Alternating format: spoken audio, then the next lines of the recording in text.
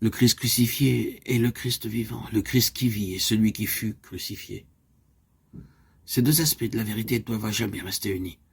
Sans la mort, la vie de résurrection n'eût jamais existé. Sans la croix infamante, il n'y eut point eu de trône ni de gloire. En Christ, la mort et la vie, l'ignominie et la gloire furent réunies. Il en va de même pour nous. Si nous manquons à comprendre quelle puissance réside dans la croix et que nous ne nous y soumettions pas, nous ne pouvons non plus expérimenter la vie de résurrection. Il est inutile d'essayer de croire en la croix, de la porter, de connaître sa merveilleuse puissance de salut et de délivrance, si l'on n'a pas la foi en un sauveur vivant, ni la joie qui résulte d'une communion personnelle avec lui.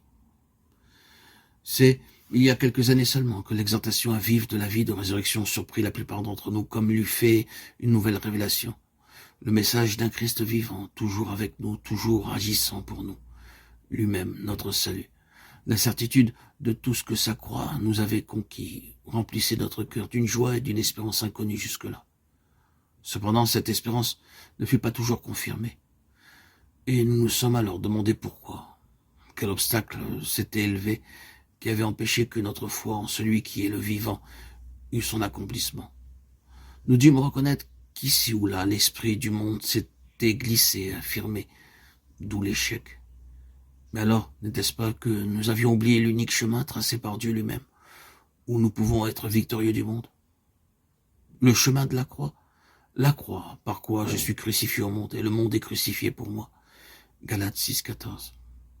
Christ crucifié, puissance de Dieu. Quand nous, les disciples, nous irons au monde en lui disant, voyez en nous des gens crucifiés avec leur Seigneur, qui à votre égard sont crucifiés et dont la gloire est d'être crucifiés avec Christ. Alors la puissance qui agit autrefois en Paul se manifestera sûrement en nous. Le calvaire est le sanctuaire caché où réside la vie de Christ, sa mort est la porte de la gloire. Donnons-nous donc à nouveau à celui qui est mort et vit éternellement, afin qu'il nous accorde abondamment la double bénédiction, une vie où agit constamment la puissance de mort au péché et au monde, une mort qui nous donne accès à la vie, une vie plus profonde, plus riche, plus complète, la vie de Christ. En nous basant sur notre expérience personnelle, nous dirons que la délivrance dont nous nous occupons en cet instant comprend 3 phases et en même temps 3 facteurs. La croix, l'esprit, la contemplation du Christ glorifié.